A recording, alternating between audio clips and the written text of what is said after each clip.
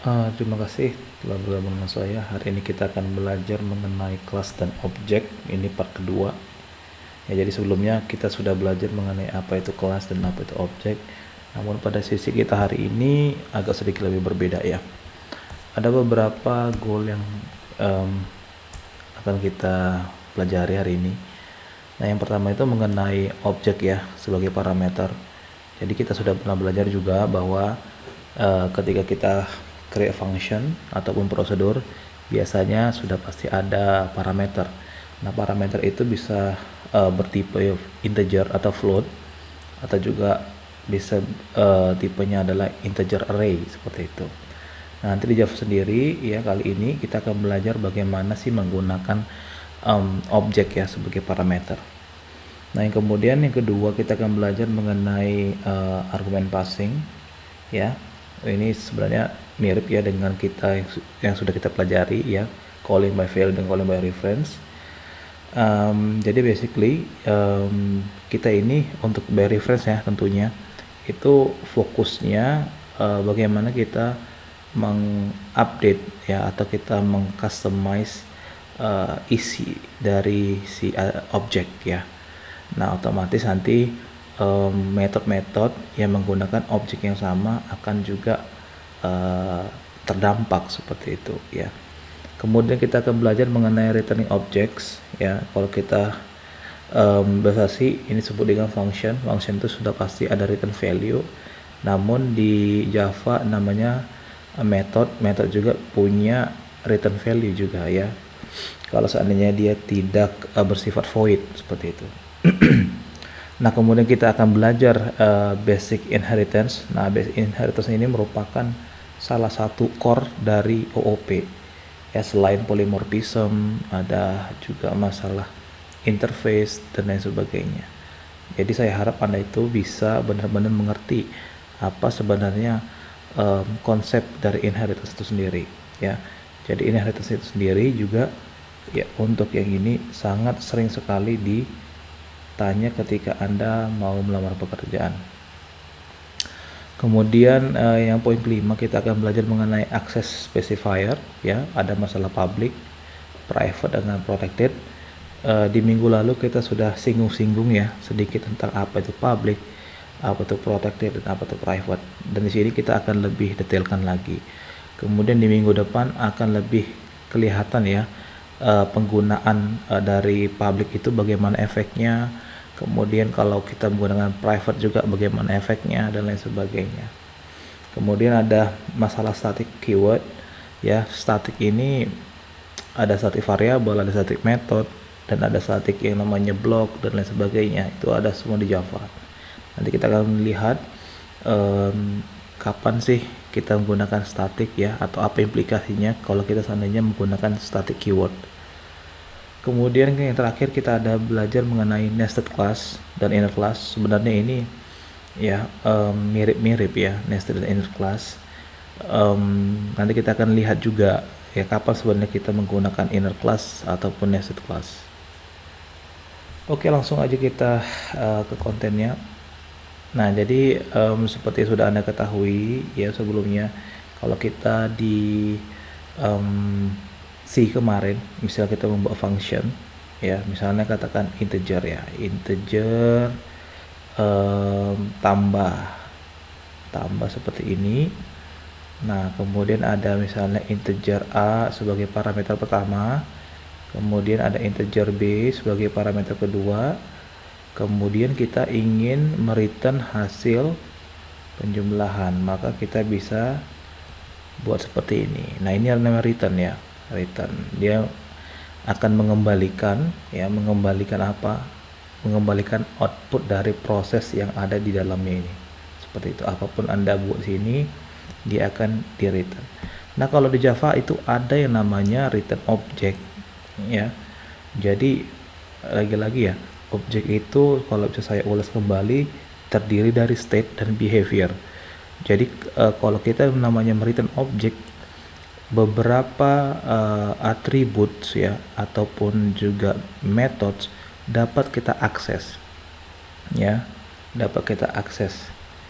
Nah, jadi lebih kaya dia konten yang bisa kita akses di dalamnya daripada kalau seandainya Anda misalnya ya hanya mereturn dalam bentuk integer seperti ini. Ya. Tapi kalau nanti dalam bentuk objek Anda bisa mengakses atribut-atribut atau bahkan metode-metode dari objek yang Anda return seperti itu. Nah, itulah dia yang dimaksud dia dengan objek ya sebagai parameter. Nah, nanti di Java sendiri juga ya, kalau Anda belajar mengenai objek sebagai parameter ya, tipe data misalnya saya kasih contoh seperti ini. Tipe data untuk parameter ya, ini bukan lagi integer atau apa ya, mungkin bisa dalam bentuk kelas di situ, misalnya kelas A, ini kelas misalnya kelas M misalnya ya, bukan integer. Kemarin saya sudah pernah singgung ya bahwa sebuah kelas itu satu bisa sebagai tipe data ya, sebuah kelas itu bisa sebagai tipe data. Nah, ini akan tercapai apabila Anda ingin membuat sebuah variabel dengan tipe ya, tipenya itu adalah kelas. Nah, misalnya kelas A obj A sama dengan new A. Nah, di sini A ini bertindak sebagai data type ya, tipe data di situ. Nah, jadi yang dimaksud dia dengan object as parameter ya, si kelas kita sendiri akan bertindak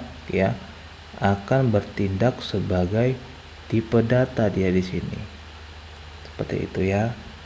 Nah, jadi yang akan dilemparkan itu harus dalam bentuk objek dari tipe data sebuah kelas.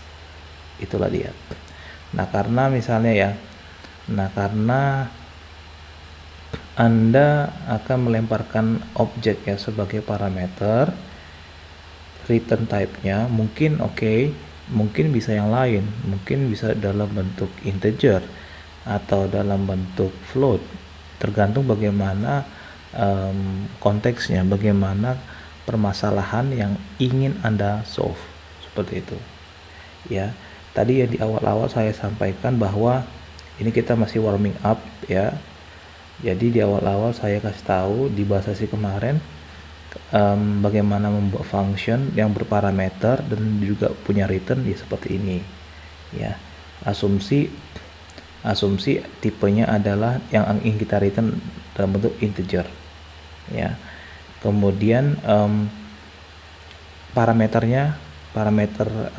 dari metode yang kita buat ini tipenya adalah integer juga, seperti itu. Ini dan ini seperti itu ya. Nah, karena kita melakukan operasi penjumlahan, maka saya tinggal return A plus B, seperti itu. Nah, dan ini returnnya dalam bentuk integer. Nah, bagaimana kalau seandainya yang tadi objek as parameter ya. Nah, lagi-lagi tadi sebuah kelas itu bisa bertindak sebagai tipe data ya, bisa bertindak sebagai tipe data. Tadi saya sudah contohkan seperti ini.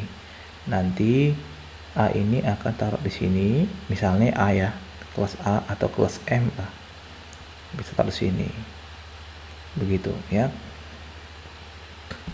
Nah, kemudian untuk returnnya sendiri nanti akan kita pelajari lebih spesifik di poin yang ke 3 seperti itu. Nah, jadi saya rasa untuk objek as parameter ini sudah cukup jelas ya. Jadi intinya sebuah kelas itu bisa bertindak sebagai tipe data ya, layaknya kalau kita membuat sebuah tipe data bentukan dengan menggunakan struct di situ ya. Nah, seperti itu. Nah, di sini merupakan contoh ya yang sangat sederhana bagaimana kita membuat sebuah method ya. Sini method equal ya, dimana returnnya nanti adalah boolean true or false, dan parameternya adalah dengan tipe tes ya. Tes sendiri merupakan sebuah kelas di situ ya. Disinilah dia sebuah kelas.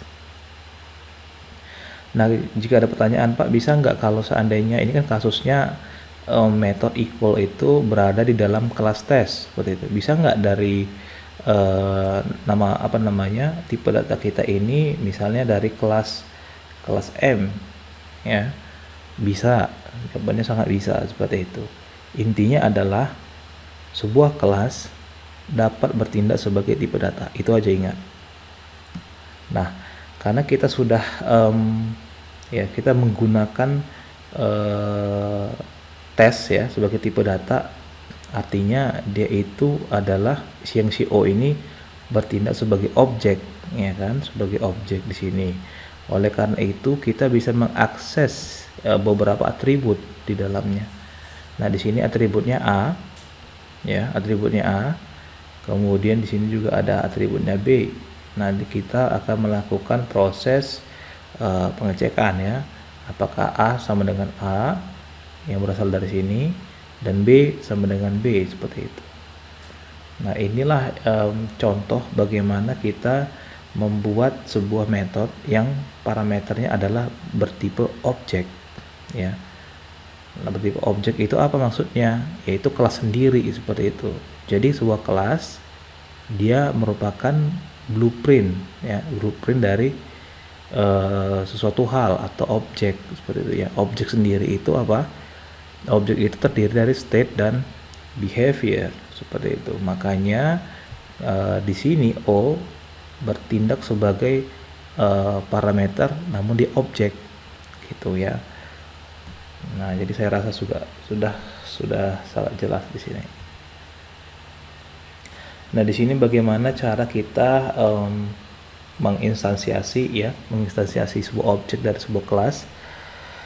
Nah, di sini dicoba dibuat OB1 merupakan tipe datanya tes, OB2 tes juga, OB3 tes. Nah, di sini akan diisikan ya default value lewat konstruktor ya. Nah, di sini ada konstruktor ya.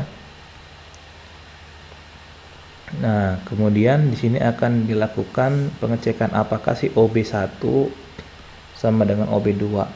Nah, ini ya returnnya adalah true sebenarnya. Nah, namun perlu Anda ingat true-nya di sini bukan artinya objek yang pertama benar-benar sama dengan objek 2. Tidak, bukan seperti itu.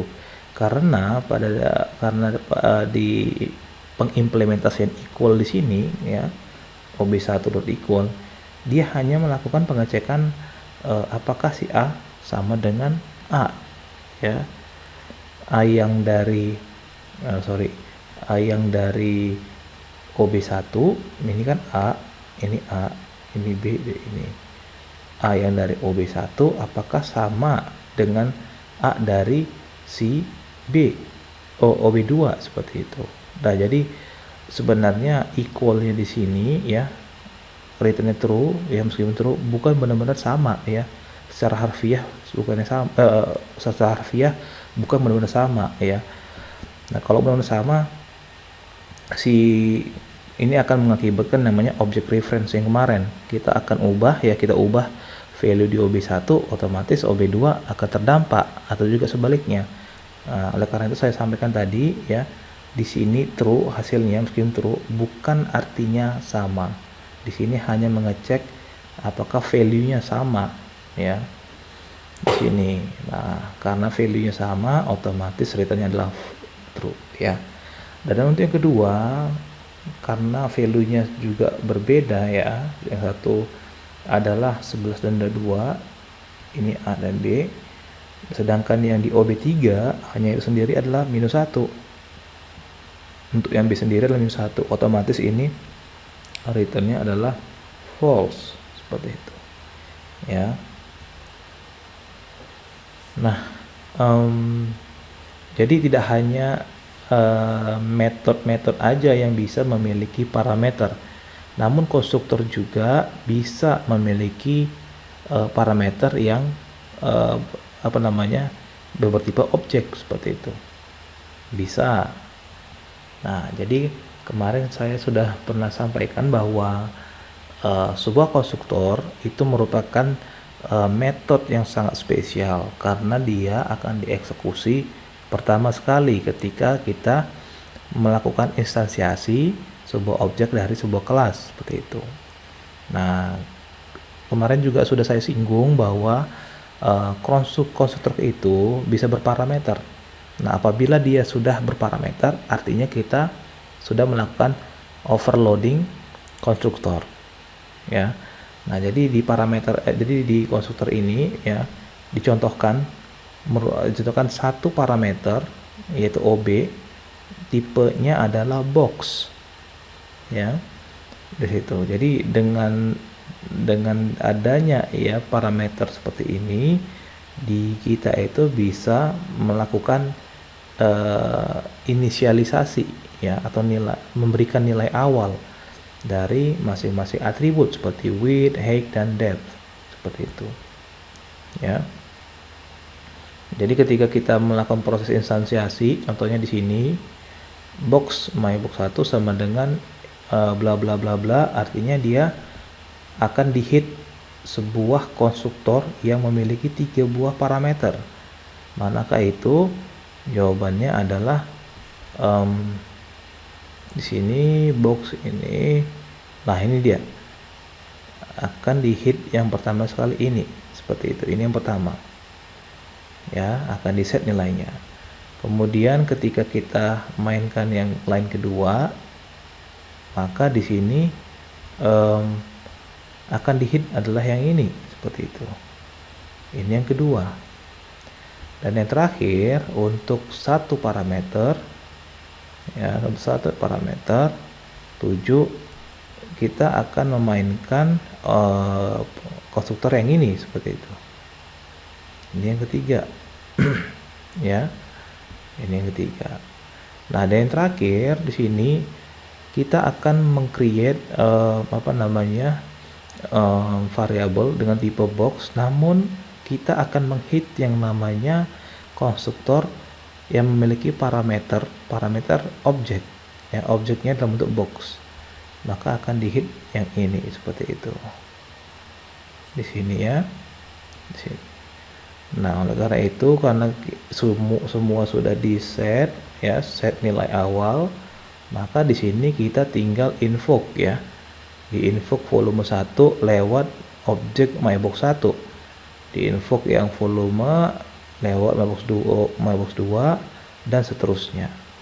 Nah, ini hasilnya adalah berbeda-beda ya, karena kan objeknya juga yang berbeda-beda seperti itu. Nah, ini merupakan contoh sebuah konstruktor yang memiliki parameter objek. Jadi nggak usah bingung-bingung ya, karena konstruktor itu sendiri juga merupakan metode. Jadi kalau Anda sudah lihat tadi di sini metode yang memiliki parameter objek, jadi sama pengimplementasiannya untuk di konstruktor. Oke. Nah, kemudian ada masalah argumen passing. Nah, argumen passing ini juga sudah kita pelajari ketika kita bahas ASI. Yang pertama ada namanya calling by value dan ada yang namanya calling by reference. Calling by value sekedar kita mengingat kembali bahwa nilainya tidak akan berubah apabila kita melakukan editing terhadap nilai tersebut seperti itu. Ya, jadi kalau misalnya ada sebuah metode ya, kemudian dia melemparkan value ya, sebagai parameter ke metode yang lain, kemudian metode yang lain itu mengubah-ubah isinya, itu nggak akan berubah. Itulah yang disebut dengan calling by value. Sedangkan calling by reference, kalau di bahasa kemarin kita bermain dengan address di situ. Nah, implikasinya apa? Ketika kita misalnya metode A ya, mengirimkan angka 3 ke metode B, dan metode B ini mengubahnya menjadi 5, maka ketika dibaca metode A ini akan membaca angka 5 seperti itu, karena yang dilemparkan merupakan address. Nah, disitulah perbedaan calling by value dan calling by reference. Jadi ingat, hati-hati ketika Anda menggunakan calling by reference di Java. Nah, ini akan bisa kita achieve apabila Anda itu melakukan perubahan data lewat objek, bukan lewat sebuah yang variabel yang kayak kita bisa lemparkan ya. Nah, nanti lebih jelasnya kita akan lihat contohnya. Nah, di sini contoh dari calling by value ya. Nah, ini yang saya sampaikan tadi, karena dia bukan merupakan objek ya, karena ini bukan objek, dia hanya tipe data biasa. Otomatis ketika kita adjust value-nya, apapun yang dilemparkan, misalnya nih ya, I-nya adalah 5, J-nya adalah 6, 5 kali 2 10, J-nya itu adalah 12. Ini tidak akan mengubah output ya, tidak akan mengubah output dari yang di sini seperti itu, nggak akan berubah meskipun kita ubah di sininya ya. Nah, itulah dia di calling by value. Nah, kalau Anda jalankan output yang akan dihasilkan seperti ini, karena di awal itu kita sudah set ya, untuk si A kita set nilainya 10, si B nilainya 20. Jadi pertama kali kita print out before call, maka hasilnya yang ini ya. Kemudian kalau seandainya yang kedua ini untuk kita print out kembali setelah dari math ini di invoke ya, maka akan menghasilkan angka yang sama juga ya, karena ini prinsip dari calling by value, di mana parameternya bukan objek di sini ya. Jadi kalau kita bahas asli kemarin, dia harus dalam bentuk reference. Kalau di Java harus dalam bentuk objek. Jadi ingat itu. Jadi kalau kita mau mencapai namanya calling by reference nantinya, calling by value ya, Anda tidak boleh menggunakan objek, karena ketika Anda ubah objeknya, maka value-nya juga akan berubah seperti itu.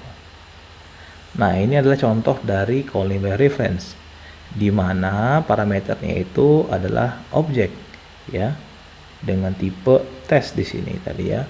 Nah, jadi sini kita lakukan perubahan terhadap nilai dari atribut A dan atribut B.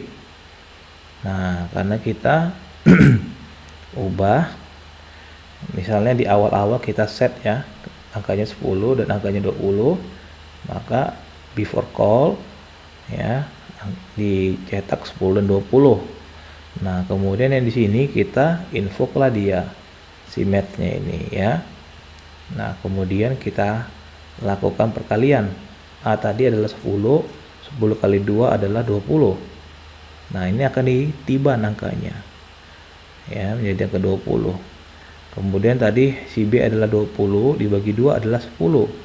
Nah, kemudian 10 ini akan meniban angka yang sebelumnya jadi angka 10. Jadi ketika di print out, hasilnya adalah 10 dan 20 seperti itu. Nah, saya rasa juga ini sudah sangat jelas sekali bagaimana prinsip dari calling by reference dan calling by value ya. Namun saya bisa kasih tahu sekali lagi bahwa di C untuk dia calling by reference ya, calling by reference kita harus melemparkan dalam bentuk reference atau alamat pointer di situ. Nah, sedang kalau di Java kita harus lempar dalam bentuk objek ya, objek ya. Nah, kemudian yang di poin ketiga ini sudah saya jabarkan ya. Jadi ketika Anda itu membuat sebuah metode ya, namun dia bisa return value, artinya di sini Anda akan melemparkan instance dari sebuah kelas di situ di sebuah kelas. Dan juga nanti tipe data dari sebuah metode yang Anda ingin buat itu harus adalah sebuah kelas, ya, kelas dari objek yang akan kita lemparkan atau kita return. Nah, di sini contohnya. Di sini saya buat di awal, katakan saja kita memiliki kelas tes, ya, kelas tes. Nah, kemudian di sini ada konstruktor berparameter i, ya, dengan tipe data integer, di mana dia akan di set di sini nilainya, di set. Kemudian di sini ada sebuah metode namanya inker, ya.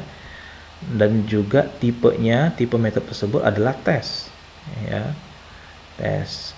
Kemudian di sini dilakukan proses instansiasi terhadap tes, dan T ini merupakan objek, ya, dari sebuah kelas tes, dan ini akan kita return seperti itu.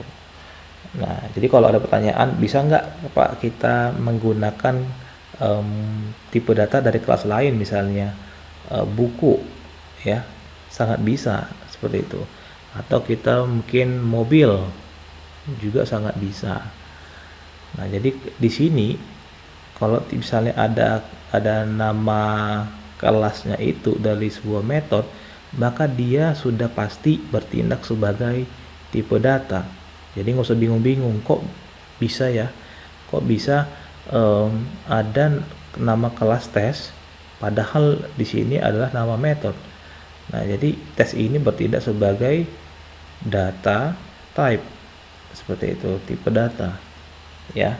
Dan returnnya merupakan tipe data yang sama dengan yang ini, seperti itu. Kenapa sama? Karena di sini variabel T atau objek yang ini tipenya adalah tes, sudah pasti sama seperti itu. Nah, itulah konsep bagaimana kita melakukan returning object, ya. Nah, di sini kalau kita contohkan di drivernya kita proses instansiasi, ya, OB1, kemudian OB2 merupakan maksud saya adalah nilainya dari OB1, ya, OB1.iInker seperti itu. Nah, ketika di print out hasilnya yang seperti Anda lihat ini, ya.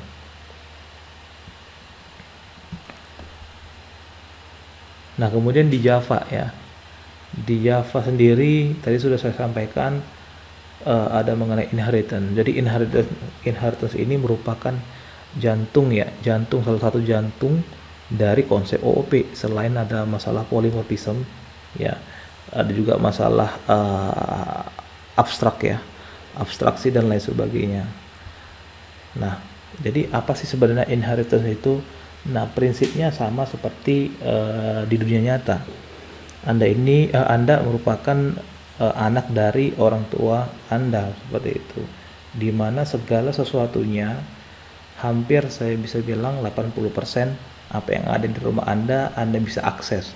Contohnya piring, ya, atau contohnya gelas. Anda bisa kapan saja menggunakan piring atau gelas.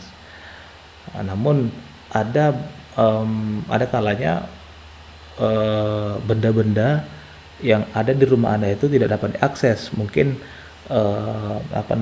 barang-barang yang tidak diperbolehkan oleh orang tua Anda. Nah, kalau di Java sendiri kita set sebagai private. Jadi kelas anakannya itu tidak akan dapat menggunakan atribut atau state dari kelas indukan, seperti itu. Nah, sama juga, ya, basic prinsipnya dari inheritance. Jadi semua yang akses specifiernya adalah protected dan juga public itu akan diturunkan ke kelas anakan. Nah, seperti itu. Kenapa sih kita menggunakan inheritance, ya? Nah, inheritance ini, dengan adanya konsep inheritance, kita bisa mereuse kembali kode program tanpa harus mengetik ulang. Nah, ini akan mempercepat proses yang namanya software development. Ya. Di sini sudah disampaikan bahwa software reuse is at the heart of inheritance. Ya, seperti itu. Kita bisa mereuse behavior atau metode-metode yang ada di parent class. Nah, kita juga bisa mengubah ya, mengoverride konten yang ada di dalam parent class tanpa harus secara fisik ya mengubah konten dari metode di parent class kita. Kita bisa override itu di kelas anakan. Nah, itulah konsep dari inheritance. Nah, di sini sudah saya jelaskan juga. Jadi inheritance itu mengizinkan kita ya, intinya mengizinkan kita untuk mereuse kembali kode-kode yang sudah ada tanpa harus membuat, yaitu tanpa harus membuat. Contoh misalnya ada print me ya di kelas indukan. Nah, kemudian kita extend atau kita turunkan ya ke kelas anakan. Nah, Anda itu tidak perlu lagi membuat atau mengimplementasikan yang namanya kelas method print me. Anda cukup menggunakan print me sudah bisa. Nah, itulah kehebatan dari penggunaan inheritance. Nah, inheritance sendiri itu juga ya kalau nanti Anda belajar kayak semacam UML di OAD kalau nggak salah ya, nanti di situ Anda akan membuat kelas ya, sebuah kelas itu bisa ya dengan tanda kutip diturunkan ya. Nah, ini masalah yang namanya prinsip is a relationship. Contohnya seorang siswa merupakan ya manusia, atau contohnya seorang mahasiswa merupakan siswa. Jadi kalau kita bisa gambarkan dari sini, ini person, kelas person, kemudian kita akan menurunkan ke kelas yang namanya student, seperti itu. Nah, jadi ini is a ya, student is a person. Kemudian kita bisa lagi buat lebih spesifik, misalnya undergraduate, ini juga is a ya kan, an undergraduate is a student, seperti itu ya. Kalau untuk contoh seperti ini, a rectangle is a shape, berarti ada shape, kelas shape ya, kita turunkan menjadi lebih spesifik, namanya rectangle, atau namanya ya rectangle lah. Kalau kita mau turunkan kembali menjadi kelas yang lebih spesifik, mungkin circle dan lain sebagainya, kita bisa turunkan ya. Inilah konsep atau relasi is a, seperti itu. Nah, nanti kalau kita lihat ya, ini sering sekali saya buat soalnya, apakah di UTS ataupun di quiz ya, nanti saya akan kasih dalam bentuk UML. Nah, kemudian nanti Anda akan implement itu ke dalam Java-nya, seperti itu ya. Nah, ini tadi sudah saya jabarkan juga ya konsep dari is a relationship.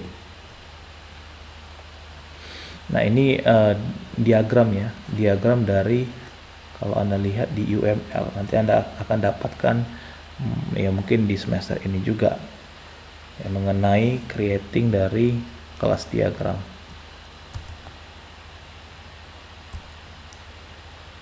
Nah, ini juga sudah saya sampaikan ya, manusia ya, person sudah pasti memiliki nama, kecuali orang tuanya nggak mau kasih nama. Kemudian ada date of birth ya, tanggal lahirnya, kemudian dia tinggal di mana. Nah, kemudian di sini saya mau membuat yang namanya sebuah kelas baru, tapi behavior dan juga beberapa behavior dan juga state saya mau ambil dari kelas indukan. Cukup kita menggunakan relationship seperti ini pemodelannya ya. Nah, jadi otomatis atribut name itu sudah diturunkan dari kelas indukan. DOB juga sudah diturunkan dari atas. Address juga diturunkan dari atas. Nah, sedangkan GPA, Department Student ID ini merupakan specific information dari si student. Nah, yang tidak dimiliki oleh person secara general. Oleh karena itu kita tinggal membuat hal-hal yang spesifik di kelas subkelas kita. Nah, itulah kehebatan pengimplementasian dari inheritance. Jadi kita nggak perlu lagi capek-capek membuat yang namanya atribut-atribut ya, tinggal di reuse kembali.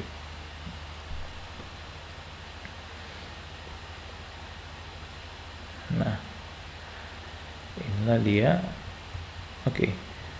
Jadi di sini dikatakan problem is data redundancy. Betul. Ini data redundancy ini terjadi apabila kita tidak menggunakan prinsip inheritance. Jadi kita mesti membuat atribut baru yang namanya nama, DOB-nya, address-nya, seperti itu dan lain sebagainya. Which is itu sangat takes time, ya, yang tidak efisien lah seperti itu. Ya, konon lagi seandainya Anda harus buat beberapa metode yang notabene itu metodenya, kontennya atau bagaimana mengimplementasikannya itu sama. Nah, jadi Anda harus mengetik ulang ya. Itu sangat benar-benar tidak efisien. Nah, di sini yang dimaksud dia dengan data redundancy. Oleh karena itu kita gunakan prinsip inheritance. Secara otomatis dia akan diturunkan maksud saya. Jadi Anda tidak perlu lagi buat name, DOB atau address. Tinggal yang lebih spesifik yaitu GPA, departemen dengan student ID. Seperti itu. Iya. Nah, di sini tadi juga sudah saya jabarkan ya. Jadi person ya diturunkan terhadap anakan, kemudian ada undergraduate. Nah, di sinilah dia. Ya. Kemudian person juga fakulti ya. Di sini mungkin ya dosen-dosennya gitu kan, yang sudah pasti memiliki nama akhir ya, kemudian DOB dan email seperti itu.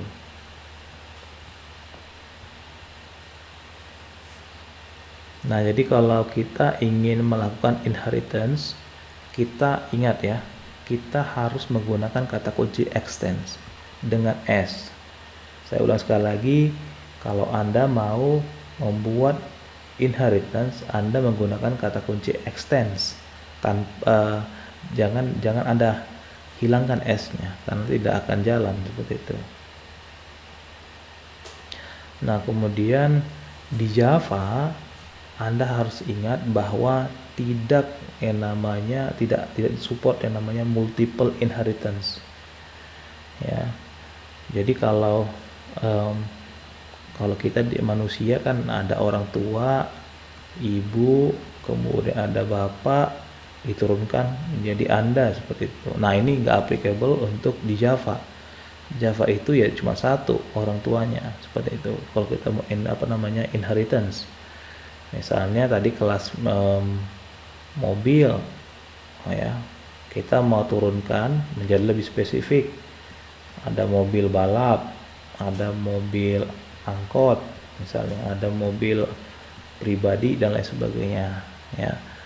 Nah, jadi dia orang tuanya cuma satu, jadi nggak support yang namanya multiple inheritance seperti itu. Nah, namun dia support yang namanya multiple interface implements ya. Kita akan lihat nanti di sesi selanjutnya di week ketiga, di week keempat sorry. Nah, kemudian di sini ini merupakan pertanyaan saya ketika sidang ya mahasiswa yang kemarin. Jadi kelas yang paling atas sebagai root itu merupakan objek. Jadi apapun yang Anda lempar ya, apapun yang Anda lempar sebagai parameter itu sudah dalam bentuk objek. Ya, selain dari misalnya tipe data integer atau float dan lain sebagainya. Namun di luar dari tipe data seperti ini itu disebut dia dengan objek. Ya, jadi kalau Anda misalnya ya lihat ya di dokumentasi Java ada memang namanya objek di situ. Jadi kalau Anda buat objek sebagai parameter, misalnya saya mau buat method void print me, misalnya print me. Di sini print me adalah saya bikin objek, saya bikin O di situ. Nah, Anda bisa melakukan casting si O menjadi spesifik. Misalnya ya person ya P. Di sini Anda bisa buat person O. Ini proses casting namanya. Ya, jadi mengubah tipe data si O yang awalnya lebih generik ya di atasnya topnya menjadi lebih spesifik nih di person seperti itu ya. Nah inilah apa namanya basicnya ya, basicnya dari si turunan atau inheritance. Jadi yang paling atas itu merupakan objek. Nah yang di bawah-bawahnya itu merupakan yang spesifiknya ya. Nah, jadi ketika Anda lempar tadi objek dalam bentuk objek ya lewat parameter itu akan bisa di cast. Nah terkecuali Anda lempar person namun Anda cast adalah music CD misalnya. Ini saya bilang contohnya bukan objek namun adalah person. Di sini P, di sini saya bilang adalah music CD, saya bikin B lah. Kemudian Anda bilang di sini music CD, Anda casing lah si P ini. Ini nggak akan bisa ya. Karena apa?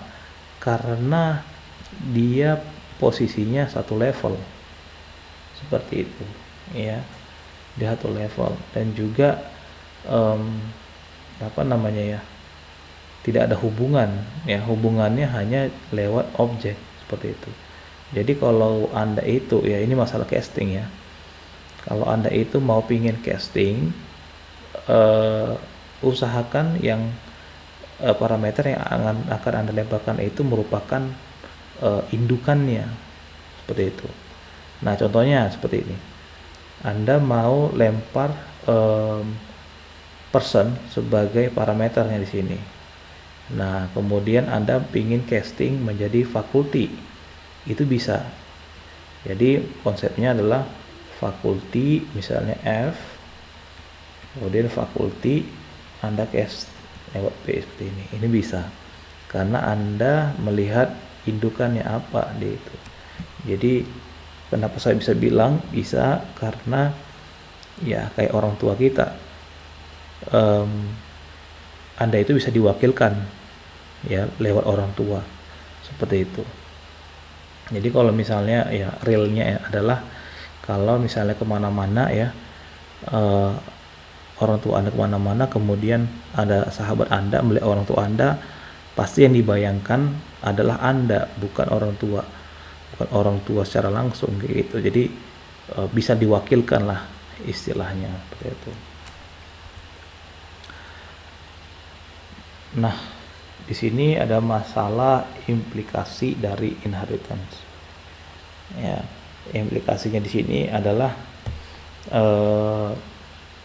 di sini dikatakan kelas anakan atau subclasses dapat yang pertama menambah atribut atau variables atau apa namanya states lah. Kemudian bisa menambah namanya behavior ya, atau menambah methods. dan bahkan bisa melakukan overriding ya. Bagaimana cara pengimplementasian bisa diubah-ubah ya, tanpa harus memengaruhi bagaimana cara pengimplementasiannya di parent class seperti itu. Nah, kan tetapi ya si subclass itu tidak akan mungkin menghapus yang namanya fields atau atribut, dan juga menghapus atau membuang namanya method yang ada dari parent class seperti itu. Nah, lantas bagaimana caranya supaya kita tidak menggunakan atribut ataupun metode yang ada di parent class? Cukup dengan menggunakan access specifier si private. Sudah pasti itu tidak akan bisa diakses. Ya, sudah pasti tidak akan bisa diakses dengan catatan Anda tidak mengimplementasikan yang namanya nested class. Nested class itu masih bisa, atau inner class. Ya. Jadi itu nggak berlaku di situ kalau Anda menggunakan konsep nested class.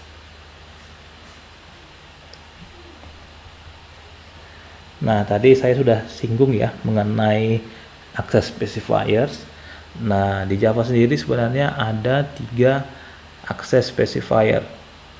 Yang pertama itu public.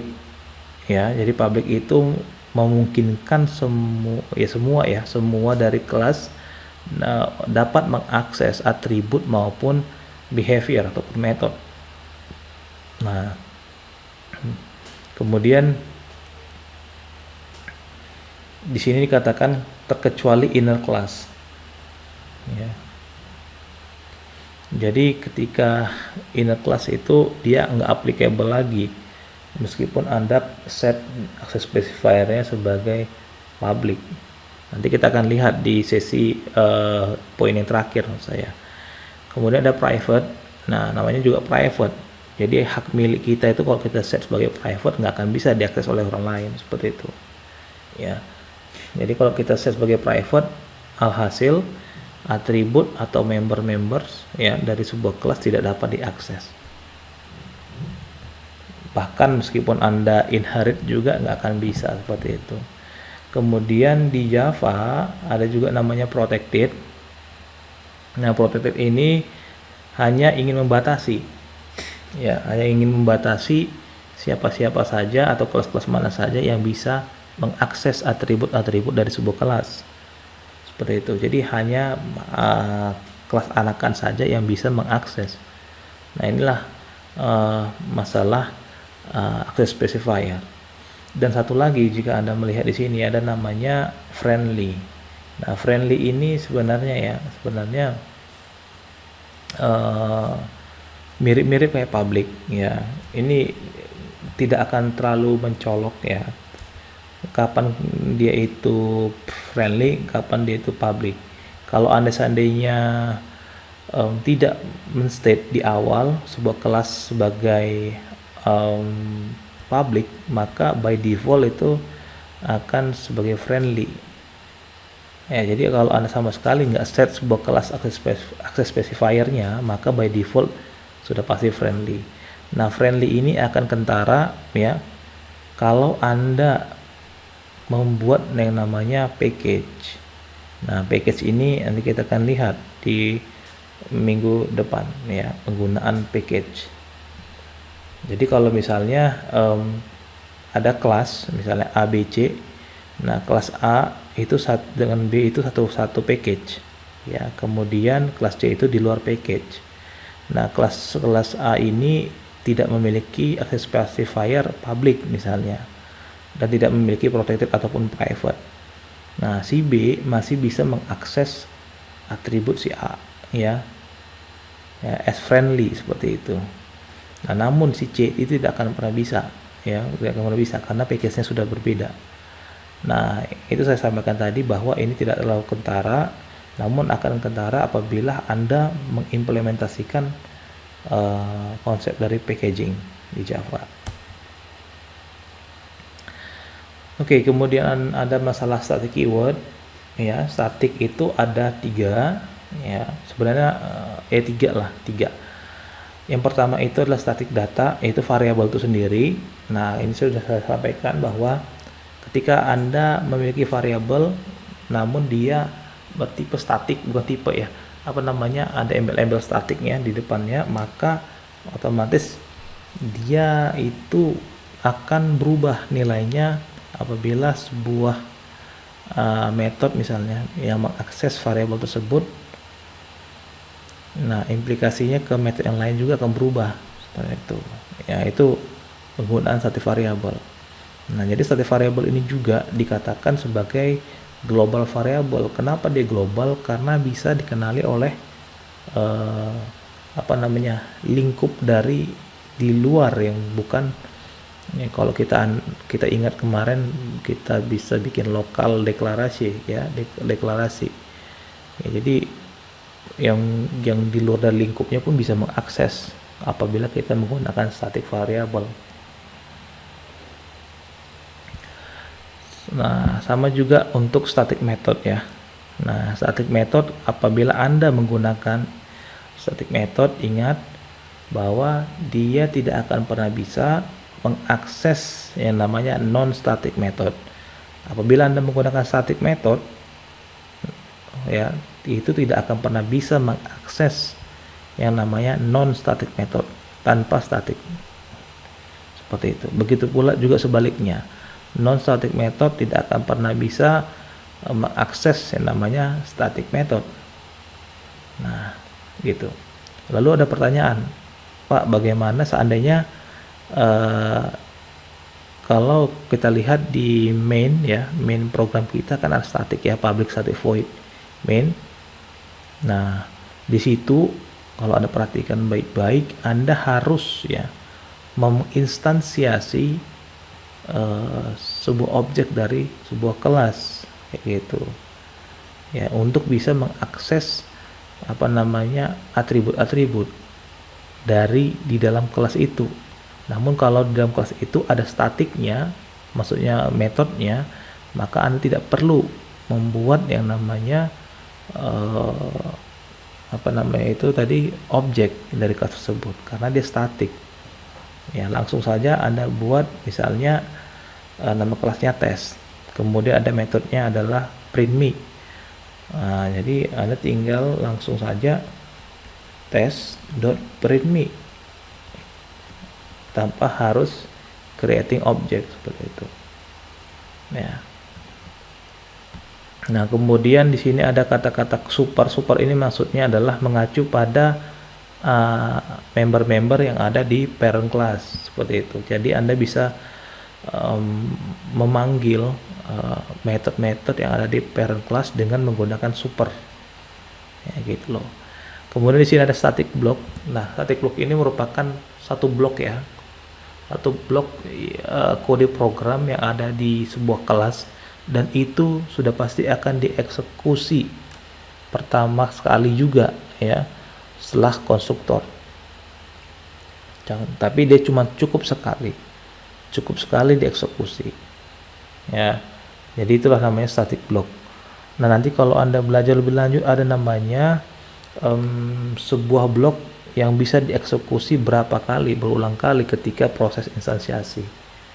Nah, jadi kalau static block itu mungkin Anda bisa lihat seperti ini, static, kemudian buka kurung, tutup kurung. Nah, Anda tinggal isi bodinya apa, dan ini akan sudah pasti dieksekusi sekali saja ya. Ini akan dieksekusi sekali saja ketika ada salah satu saya sampaikan, ada salah satu dari bagian sebuah kelas tersebut, misalnya kelas tes itu dipanggil, misalnya dia create dari objek kelas tes, otomatis static ini akan dieksekusi pertama sekali seperti itu ya. Atau Anda mengeksekusi atau memanggil yang namanya variabel dari kelas tes, ini juga pasti akan dieksekusi sekali ya. Namun kalau sudah berjalan ini nggak akan lagi dieksekusi. Nah, jadi kalau di Java juga ada yang namanya sebuah blok juga tanpa ada keyword static, ini akan dieksekusi setiap kali kita create instance seperti itu. Nah, di sini ini merupakan static block ya. Ini akan dieksekusi satu kali saja ya. Seperti itu. Nah, ini yang terakhir ya, ada mengenai nested dan inner class. Jadi prinsipnya intinya nested dan inner class ini mirip-mirip ya. Ini digunakan ketika Anda mengimplement konsep linked list yang sebenarnya. Kalau Anda bisa bayangkan kemarin ya, kita membuat tipe data, mau mengimplementasikan linked list, Anda itu membuat tipe data bentukan ya, node lah itu. Nah, di dalam node itu sendiri elemennya adalah salah satunya node juga seperti itu sebagai pointer yang akan melingkan. Nah, mirip juga di Java. Nah, di Java itu dikenal ada namanya nested dan inner class seperti itu. Nested dan inner class ini sesuai dengan namanya, sebuah kelas yang berada di dalam kelas sendiri seperti itu. Loh kok bisa? Tapi Bapak kemarin sampaikan bahwa tidak pernah ada kelas dalam kelas seperti itu. Nah, ini jarang sekali dipergunakan. Namun Anda perlu tahu bahwa ada kelas dalam kelas. Jadi tujuannya supaya Anda tidak bingung di awal-awal. Seperti itu ya. Nah, jadi kalau Anda lihat di sini kelas outer, contohnya ya. Di dalamnya itu ada kelas anakan, itu kelas inner ya. Nah, kelas inner dapat mengakses yang namanya atribut ataupun metode-metode dari kelas outer. Nah, meskipun kalau Anda set sebagai private, ini bisa. Nah, akan tetapi tidak sebaliknya untuk kelas outer.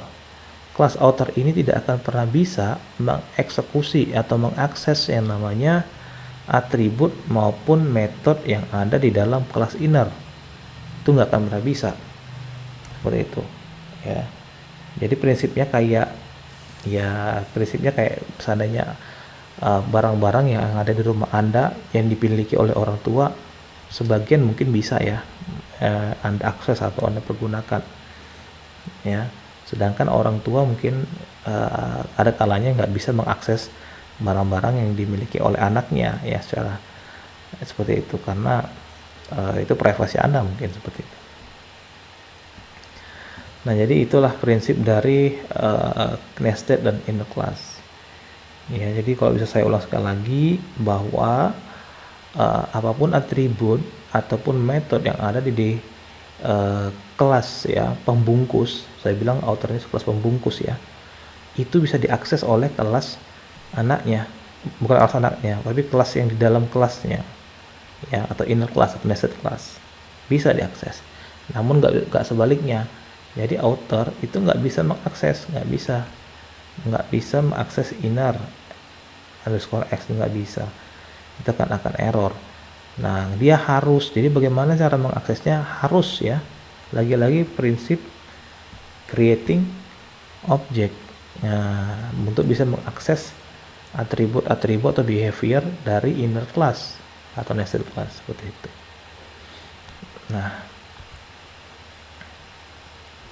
jadi saya rasa sudah cukup jelas ya untuk sesi kita hari ini.